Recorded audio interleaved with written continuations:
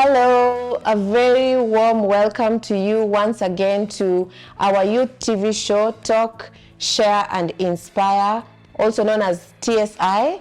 Here we come and gather and have conversations to find solutions and bring light to issues that affect young people in the 21st century. Today's conversation is a bit interesting. You see, when you go to the university, we learn a lot of technical skills. Let's say I registered or I got selected to be an accountant. When I go to the university, that's all I am going to learn. And then I realized that I need a skill like critical thinking. And that is what we are here to talk about. How do we end up building skills for our career? Once again, I am your host, Erica Okeyo, and I am joined with a panel of two very wonderful people who have been they have had years of career experience, and they're going to tell us some of the skills they identified that they needed for their careers and what you should do. So, karibuni sana, welcome so much once again. It's good to see you on another day. Yes, how are you? I'm very fine. Okay, you look fine. Thank you. You can tell us who you are and what you do. You can also tell us your years of experience. All right. My name is Victor Wekesa. I am a telecoms engineer by practice. I've been practicing this is my 10th year in practice. Wow. Yes. So those jobs that I can't apply to because they have 10 years of experience. Yes. They're always talking about you. Yes. Okay, yes. Thank you. Thank you. Yes. Thank you. I'm Becky Arunga. I have 9 years experience as a lawyer. Wow. I have 6 years experience as an advocate, and I have 5 years experience as a prosecutor. Wow. So Becky, you have been sentencing people for 5 years. And I remember asking you at some point, you don't feel nothing. I don't feel nothing. As long as the victim's family feel that justice has been served, I am okay. I like it when you give it that angle. Yes. Right. So let's go into this conversation. I assume you studied engineering? Yes. To be a telecommunications engineer? Yes. Yes. While you were at the university, did you know you actually needed the skills that you're now using at your workplace? The truth is, no, not at the start. Okay. Because when you get to the university, you come with a high school mindset. Mm-hmm. You know, the high school mindset is, in the 844. I don't know about now, but before you go to the university, it's an institution to pass exams. Mm-hmm. So your main focus is more about passing exams, at least in the early years of college, before maybe going out for attachment, where then you can pick some desire and like know what the real world expects. But for most of my campus life, I didn't know I needed this when I was in campus. Yes. Okay, yeah. How about you, Becky? You studied law, Yeah. right? For 4 years, then you went to Kenya School of Law for, is it a year 2 or 2? years. For 2 years. Yeah. So those were 6 years of studying the law. That guy who studied the law in the Bible was called? Ezra. There was Ezra. Nicodemus, was he a teacher? Yeah, Nicodemus Yes, was also teacher a of the teacher law. of the law. Ah, yes. So 6 years, just going deep. Yeah. What were some of the skills you learned that you actually needed that you did not study at the university?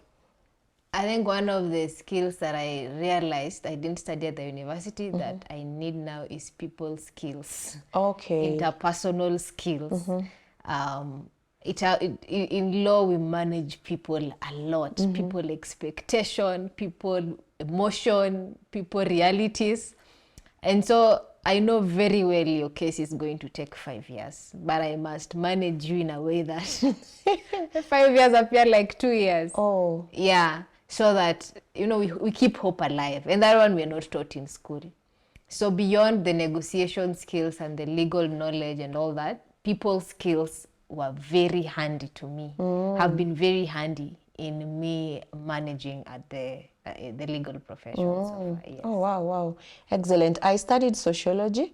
So in one way or another, I was studying people skills, but I didn't know. So like when I got out here, I was like, oh, wow, this is actually what was going on. But at that time, there was no demarcation. There was no demarcation that these are technical skills. Technical skills is actually the know-how, the hard skills of doing the job. Then there is the soft skills. And Fortunately or unfortunately, it's seemingly looking like now it's the in thing. Oh yeah, but they actually train people on soft skills. If you're struggling with communication, we can talk.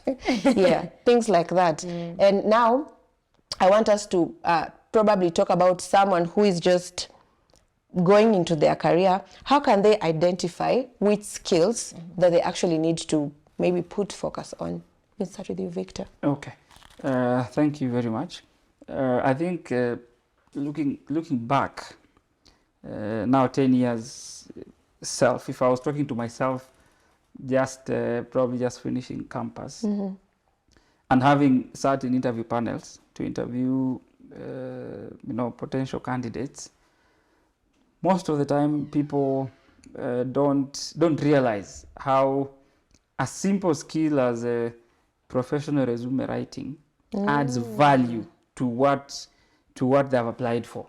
You know, most of the time when people come to the interview panel, they tell you things that they should be doing anyway. You know, so they regurgitate. If they're, let's say if they're accountants, they say maybe I do TP and Ls, I do balance sheets, I do QuickBooks or whatever. I mean, that's what you should be doing. You see, but what I want to see is what value that which you do can bring to my organization. So I would urge people to focus more on what the impact of what the skills have done where they've worked before, or what those skills will impact the organization they want to join. So I expect them to say, based on what what I learned in school, I was able to bring this kind of revenue, or bring this kind of saving, or change this from one level to the other. You want to see the impact much more than regurgitating what all accountants in all companies do. I don't want to see that. That doesn't make you stand out. So that's one area that I would say people need to focus on. And then, of course, people skills, I think I just want to double down. In the industry where I work in, we also work with so many parties, so many contractors, consultants, government people, government agencies, road agencies, all this. And again, it's how do you relate with people? How is your EQ? How is your emotional quotient? Are you able to interact with people as one? I almost said one beside they are good, but are you able to interact? Desiring they are good still. Yes. Are you one to interact with people as interacting with them as one who cares about them, and one you don't look down upon them because you need them. You collaborate. It's about collaboration.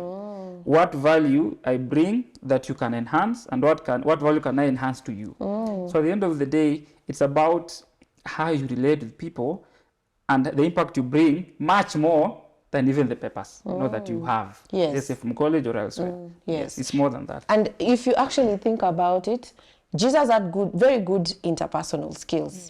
He was friendly. He knew how to reach to the very needs of people. Yeah, so those are some of the things you should look out for in identifying skills that you need in your workplace. And Becky, I don't know if you have any other thing to add on that, something that you've probably experienced. Thanks a lot. I think beyond my sister is in campus, and I'm always telling her that at the end of 4 years, you are all going to have a certificate in this area of study. But beyond this certificate, what else do you have to offer? So I remember Victor and I just catching up and saying that I was studying Korean language. Then he was asking me, what happened to your Chinese? Because when you were in campus, I used to study Chinese. Yeah. So even there's a lot of Chinese presence in Kenya, but if they needed a prosecutor who knows Chinese, surely I don't think anyone rivals me. You guys. Oh wow! So that you're able to be in that space where beyond your academic qualification, there is something extra. So that if there is a meeting that requires a legal mind who understands this something else, you are the go-to person.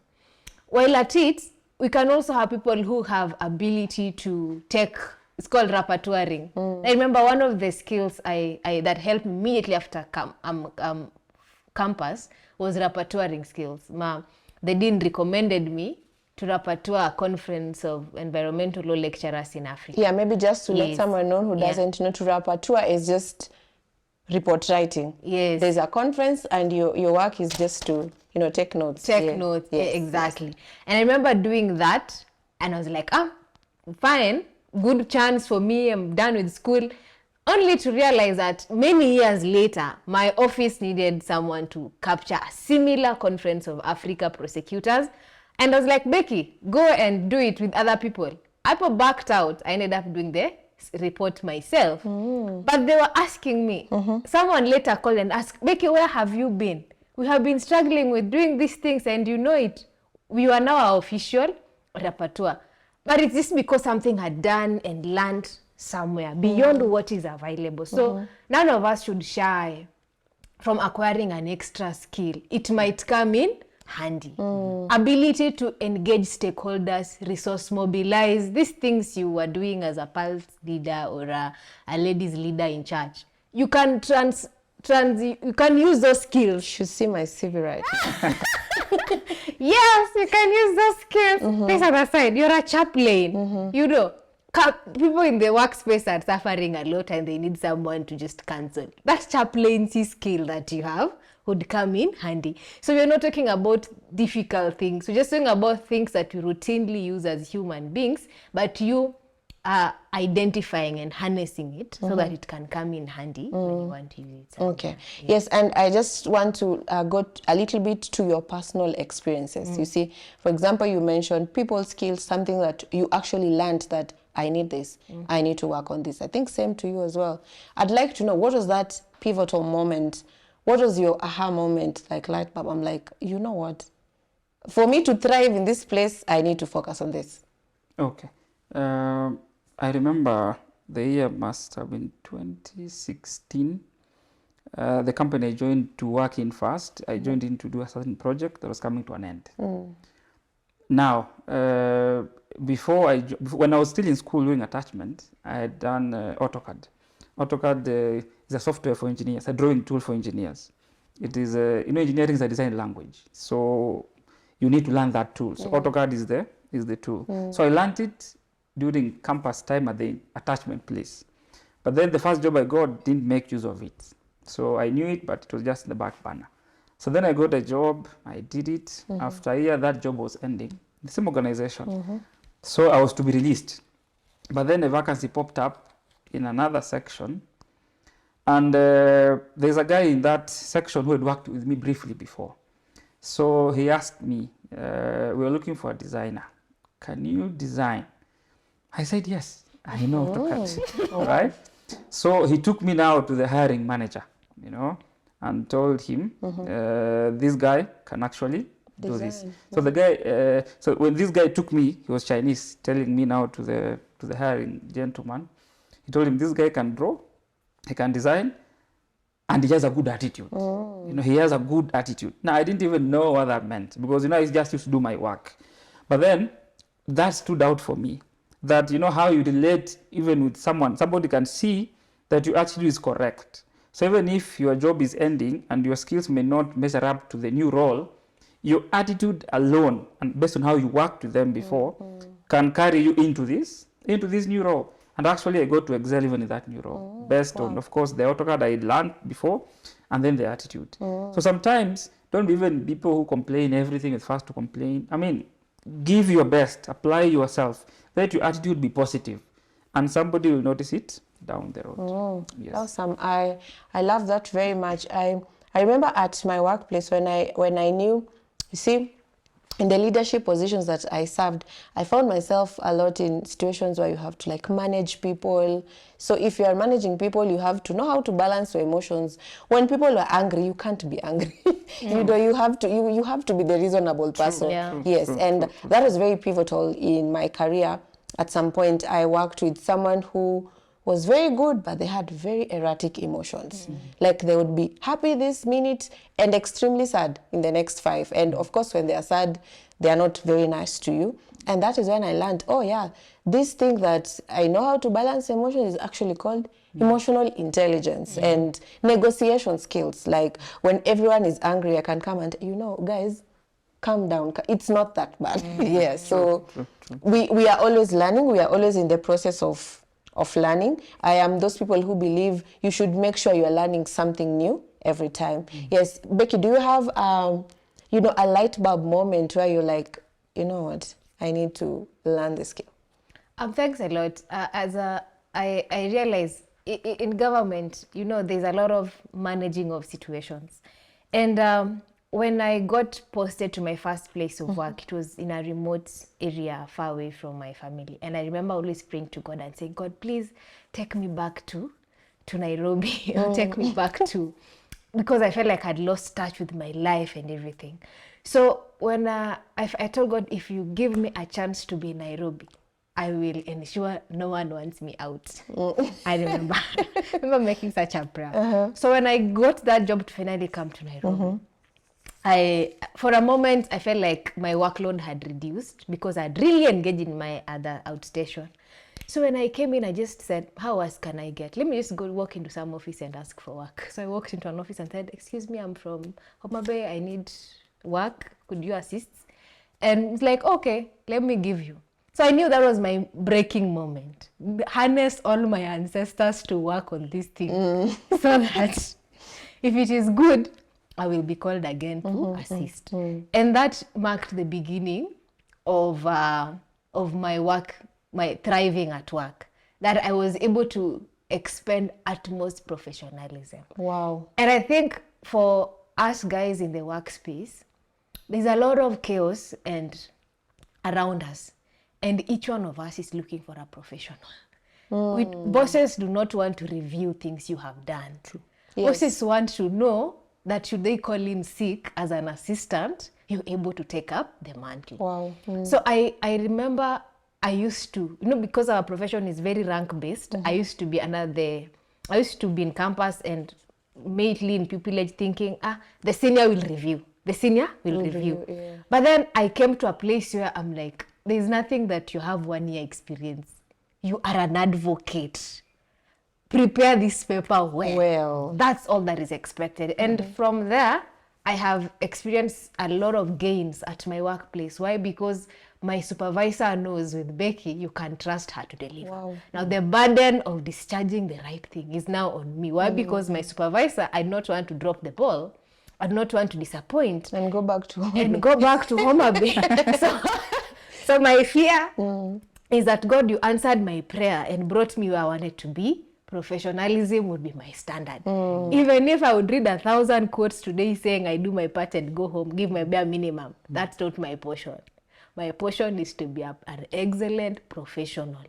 So that even if someone were to leave, they would miss me. They would miss me and recall me and say, even if time has come as per the policy to say Becky should go back, they would miss me and find something else for me to do. And that to me is a skill that we cannot be taught anywhere. Because anyone can handle a legal brief.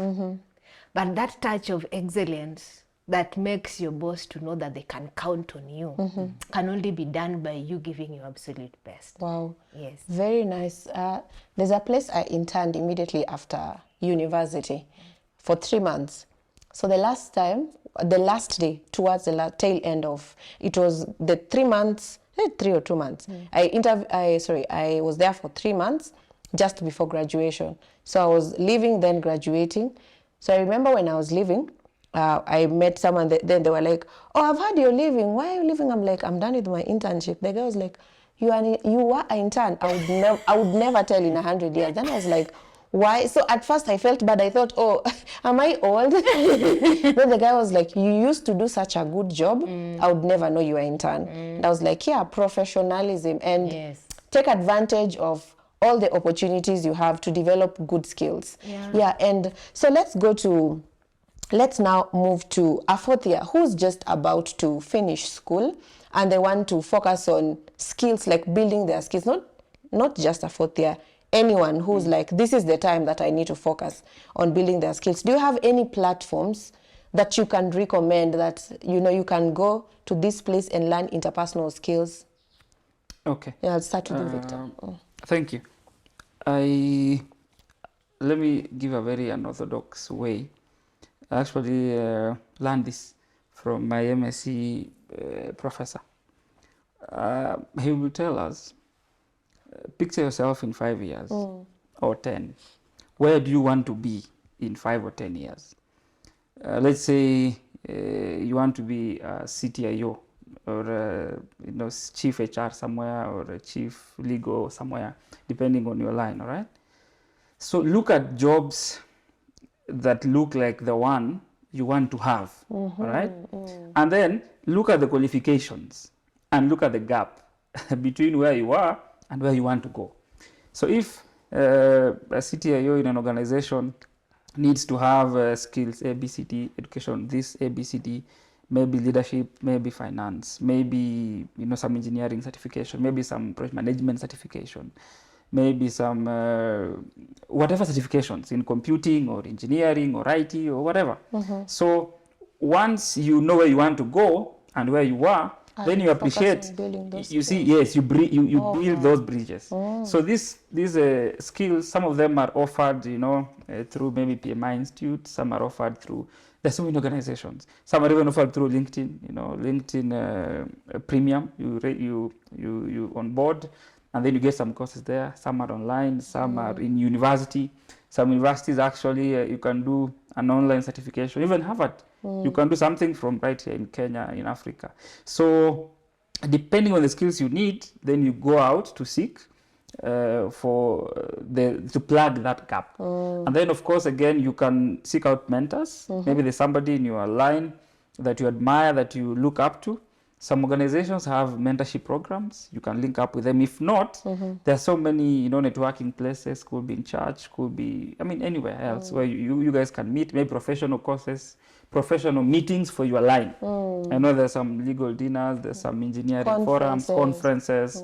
Make yourself available, interact with them. Know if that's where you want to go, then make yourself see the gap and then seek to fill it up. I love that. Never thought about it like that. Yeah. That if I want to, for example, I want to be a thought leader when it comes to skill building, capacity building. So I look at, this is what this person would need, then I focus on building that skill. That's very awesome.